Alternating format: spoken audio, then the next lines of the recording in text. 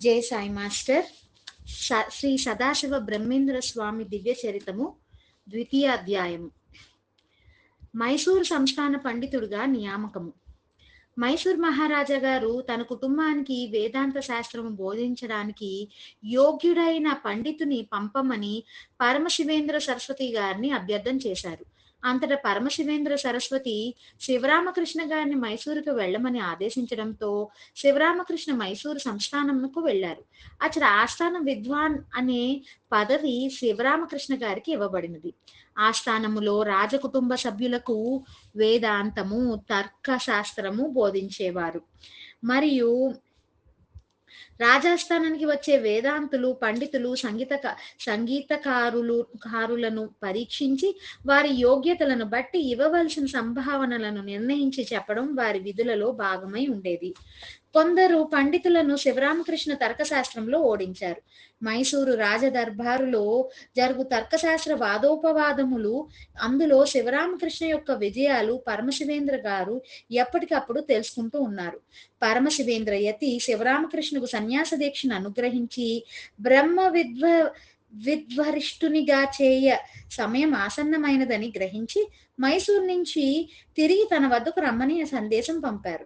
అప్పటికే రాజదర్బార్ జీవితం మీద శివరామకృష్ణకు ఆసక్తి లేనందున మరియు గురువుగారి ఆదేశమును కూడా మన్నించాలని తలచి మైసూరు రాజదర్బారులో ఆస్థాన విద్వాన్ పదవికి రాజీనామా చేసి గురు సన్నిధికి చేరారు. సన్యాస దీక్ష సదాశివేంద్రగా దీక్షానామం.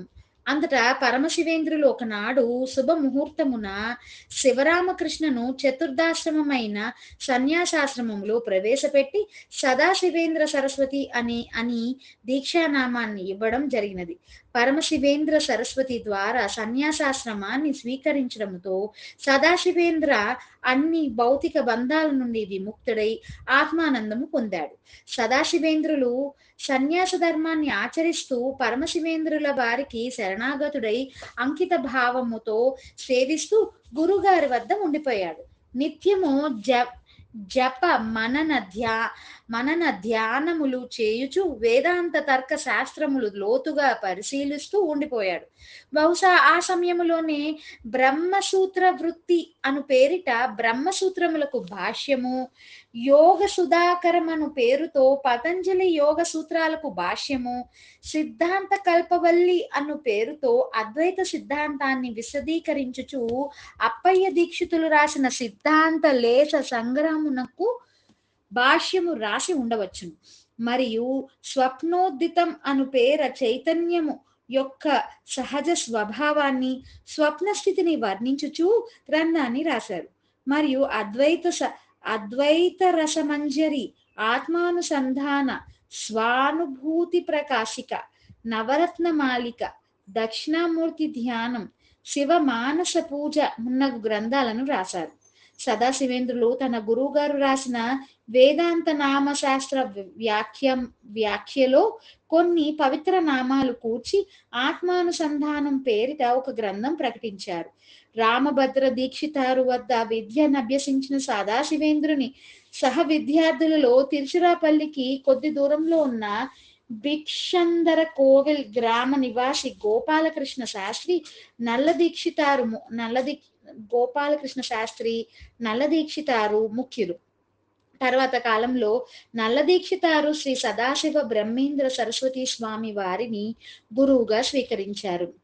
సదాశివేంద్రులు రోజులో ఎక్కువ సమయము గురువు గారి సన్నిధిలో ఆత్మవిచారణ చేయుచు గురువు గారి ఇతర శిష్యులతో ఆత్మజ్ఞానం గురించి సంభాషించేవారు. ఆత్మ విద్యా విలాసములో ఒక శ్లోకంలో ఈ విషయాన్ని సదాశివేంద్ర పేర్కొన్నారు. శ్లోకం: నిఖిలాగమ పల్లవితే నిగమ శిరస్కంద్ర శీతలోధ్యానే మధురతరం మంజువాచ కూజాన్నాష్టే యతీంద్ర కలకంఠః.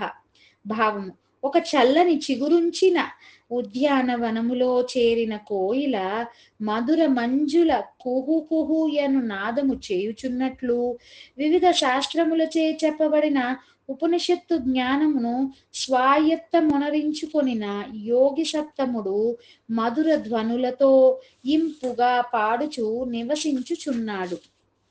సదాశివేంద్ర బహుశా పరమశివేంద్ర సరస్వతి వద్ద ఉన్నప్పుడే కొన్ని భక్తిరస కీర్తనలను సంస్కృత భాషలో కృతి చేశారు. ఈ కీర్తనలను పరిశీలిస్తే సదాశివేంద్ర వేదాంత తర్క శాస్త్రముల యందే కాక పురాణ ఇతిహాసములు, ముఖ్యముగా భాగవత రామాయణాదులు బాగా అధ్యయనం చేసిన భక్తి యోగాన్ని కూడా చెప్పవచ్చును. పరమశివేంద్ర సన్నిధిలో సదాశివేంద్ర గారికి సగుణ బ్రహ్మ ధ్యానము కూడా సాధనలో ఒక భాగముగా ఉంటుంది. సదాశివేంద్రులు నిర్గుణ బ్రహ్మ సాక్షాత్కారం పొందే ముందు సగుణ బ్రహ్మ అయిన శ్రీకృష్ణ భగవాన్ సాక్షాత్కారము పొందినట్లు తాను రాసిన కీర్తనలను బట్టి ఊహించవచ్చు. పల్లవి. గాయతి వనమాలి మధురం గాయతి వనమాలి, పుష్పసుగంధ సుమలయ సమీరే మునిజన సేవిత యమునా తీరే, కూజిత సుఖపిక ముఖ ఖగ కుంజే కుటిలాలక బహు నీరద పొంగే గాయతి, తులసీదామ విభూషహారి జలద భవస్తుత సద్గుణ శౌరి, పరమహంస హృదయోత్సవకారి పరిపూరిత మురళీరవధారి. భావం. ఆహా, వైజయంతి విభూషితుడైన శ్రీకృష్ణ భగవానుని మధుర గానము చెలుగుచున్నది. పూల వాసనలతో గుబాళించుచున్న మలయమారుతముతో నిండిన మునిజన నివాసమైన యమునా తీరమున వనమాలి గానము సాగుచున్నది. యమున ఒడ్డున పొదలలో చిలుకలు కోయిలలు కూయుచున్నవి. ఉంగరాల జుట్టు వలె మొబ్బులు ముసురుకొని వచ్చుచున్నవి. వాటి నడుమ స్వామి గానము ప్రవహించుచున్నది. తులసి మాలిక విభూషణుడు బ్రహ్మ సంస్థుతుడు గుణశాలి శౌరి వనమాలి గానము చేయుచున్నాడు. పరమహంసలైన యోగీంద్రుల హృదయము ఆనందముతో ఆడించుచు వనమాలి అదిగో గానము చేయుచున్నాడు. ఇంకో పల్లవి. ఖేలతి మమ హృదయే రామః ఖేలతి మమ హృదయే ఖేలతి, మోహ మహాన్నవతారకకారి రాగద్వేష ముఖాసుర మారి ఖేలతి, శాంతి విదేహ సుతా సహచారి దహర అయోధ్యానగర విహారి, పరమహంస సామ్రాజ్యోద్ధారి సత్య జ్ఞానానంద శరీరి. భావం. ఆహా, నా హృదయంలో రాగద్వేషాది రాక్షస వర్గమును నేల కూల్చుచు అంతము లేని అజ్ఞాన సముద్రమును దాటించువాడై రాముడు క్రీడించుచున్నాడు. పరమ ప్రశాంతియే సీతమ్మ తల్లిగా తనను వెన్నంటి నిలువ హృదయ దేశమందు యోగి జనేక వేద్యమైన దహర స్థానమును అయోధ్యగా స్వీకరించి రాఘవుడు క్రీడించుచున్నాడు. ఆహా, సత్య జ్ఞాన ఆనంద రూపుడై యోగిజనులకు ఆత్మజ్ఞాన సామ్రాజ్యము నుద్ధరించుచు రాఘవుడు నా హృదయంలో ఇదిగో క్రీడించుచున్నాడు. పై రెండు కీర్తనలను బట్టి శ్రీ సదాశివేంద్రులు తన గురువు పరమశివేంద్రుల సన్నిధిలో మఠములో ఉండగా శ్రీకృష్ణ శ్రీరామచంద్రుల సగుణ సాక్షాత్కారమును పొందిన తరువాత కీర్తనలు రాసినట్లు ఊహించవచ్చును. సదాశివేంద్రులు రాసిన అనేక కీర్తనలో ప్రస్తుతము 23 కీర్తనలు మాత్రమే లభ్యమవుచున్నవి.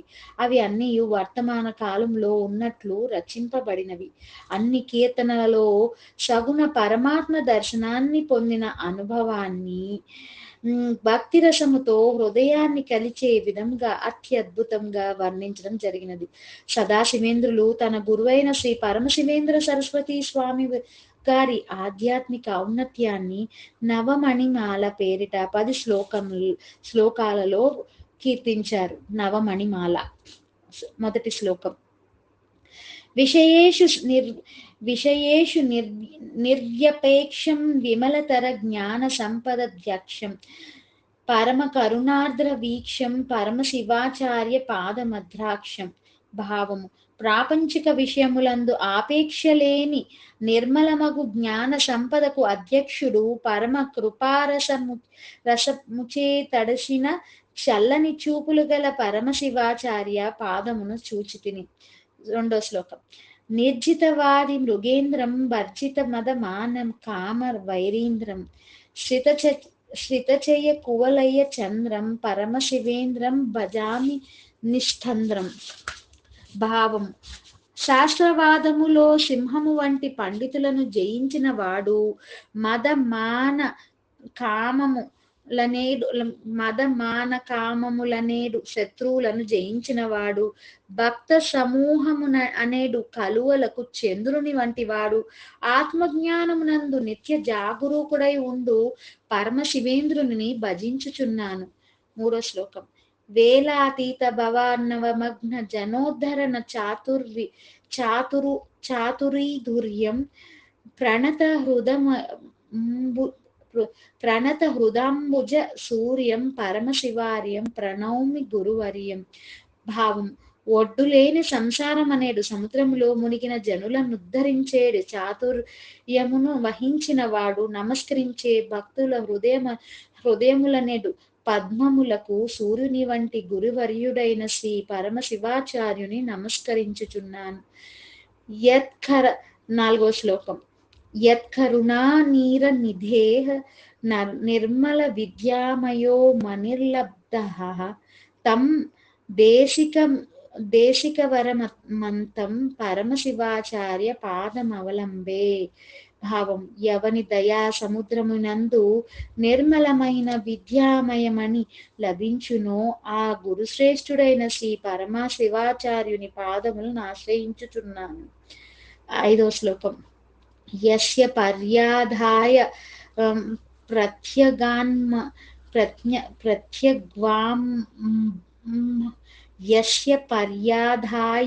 ప్రత్యగ్వాంమౌ ఖరీభరం స హరః మౌనమదారయ రుదుచితం పరమశివేంద్రం తమానతో అస్మి గురుం. భావం. బ్రహ్మజ్ఞానమును ఉపదేశించు వాక్కాయ భారమును అంతయు ఎవని యందు నిక్షేపించి మా పరమశివుడు కూడా మౌనము వహించినాడో ఆ గురువగు శ్రీ పరమశివేంద్రునికి వంగి నమస్కరిస్తున్నాను. 6వ శ్లోకం.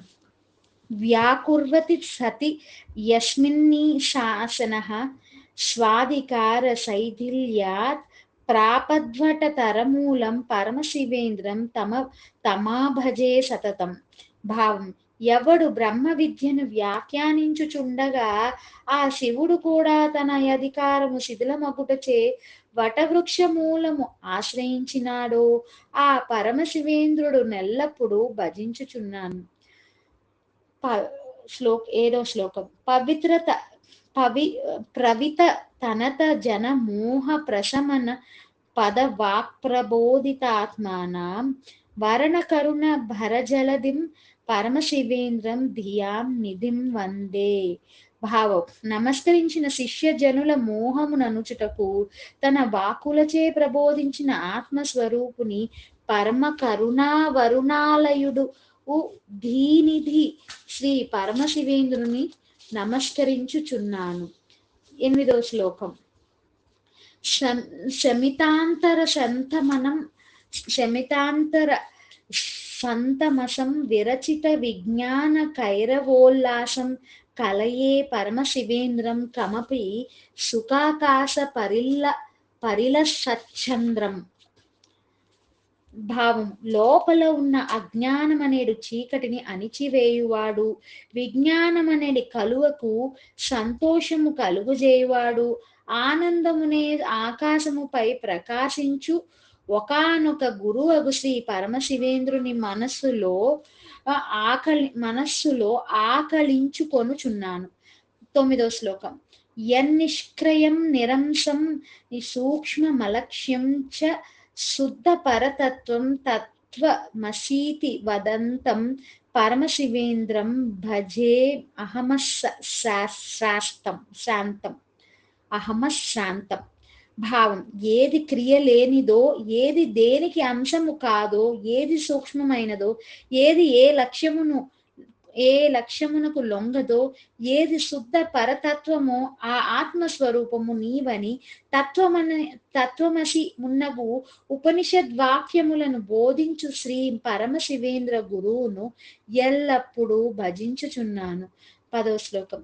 నవమణిమాల మేతాం గురువర చరణ వింద నుతి రూపాం ధారయతి యస్తు కంఠేశ జయతి కైవల్య సామ్రాజ్యే. భావం గురువర్యులగు శ్రీ పరమశివేంద్రుని పాదార విందములను స్తుతించుచు ఈ నవమణిమాల నెవడు కంఠస్థమునందు ధరించునో అతడు కైవల్య సామ్రాజ్యమందు సర్వోత్కృష్టముగా వర్ధిల్లును. ఇది శ్రీ సదాశివేంద్ర సరస్వత్యా విరచిత నవమణిమాల సమాప్త. సదాశివేంద్రులు మౌనిగా మారడం. శ్రీ సదాశివేంద్రులు పతంజలి యోగ సూత్రాలకు భాష్యాన్ని యోగ సుధాకరం అనే పేరుతో, యోగశాస్త్ర రహస్యాలను శివయోగ ప్రదీపిక అనే పేరుతో 5 పటములలో అంటే 5 అధ్యాయములలో వివరించారు. తృతీయ పటములో 57వ శ్లోకంలో ద్వాదశ వర్షైరేవ సద్గురునాథస్య పాదయో భక్త్యా నిర్విఘ్నేన ధృతాత్మా సిద్ధో భవతీతి సిద్ధం. సద్గురు పాద సన్నిధిలో భావము సద్గురు పాద సన్నిధిలో ఎవరైతే గురువు ఉపదేశించిన సాధనను ఎటువంటి ఆటంకములు లేకుండా శ్రద్ధ భక్తితో క్రమము తప్పక చేసిన ఎడల అతను తప్పక 12 సంవత్సరములలో సిద్ధి పొందుతాడు. శ్రీ సదాశివేంద్రులు కూడా 12 సంవత్సరముల కాలము తప్పక తన గురువు వద్ద యోగ సాధన చేసి యోగ సిద్ధిని పొంది ఉంటాడు. శ్రీ సదాశివేంద్రులు తర్కశాస్త్రములో కూడా మహాపండితుడు. పరమశివేంద్ర స్వామి శిష్యులలో కొందరు తర్కశాస్త్రములో తమకు కలిగిన సందేహాలను సదాశివేంద్రుని వద్ద నివృత్తి చేసుకునేవారు. సదాశివేంద్ర వాగ్ధాటి లోతు అంశాలను తన సునిశిత బుద్ధిచే గ్రహించి స్పష్టముగా విశదపరిచే విధానము, నిర్మోహమాటముగా చక్కగా ఇచ్చే సమాధానాలు విని కొందరు ఆయన అభిమానులుగా మారారు, కొందరు అసూయాగ్రస్తులైనారు. సదాశివేంద్రులు తర్కశాస్త్రములో తన వద్దకు వచ్చిన తర్కించిన వారిని అత్యంత సులభముగా ఓడించేవాడు. పరమశివేంద్రులు తన శిష్యుల జ్ఞానాన్ని సునిశిత మేధను అభినందిస్తూ ఇట్లా వాదనల కొనసాగిస్తే సత్యాన్ని ప్రతిపాదించాలనే తర్కశాస్త్ర ఉద్దేశ్యము పక్కదారి పట్టుతుందని, తద్వారా అహము పెరిగి ఆధిపత్యము కొరకు రాగద్వేషాదులు చెలరేగుతాయని, సదాశివేంద్ర సాధనలో అత్యుత్తమ స్థితి అయిన తురియ స్థితికి చేరకుండా పతనమవుతాడని ఊహించారు.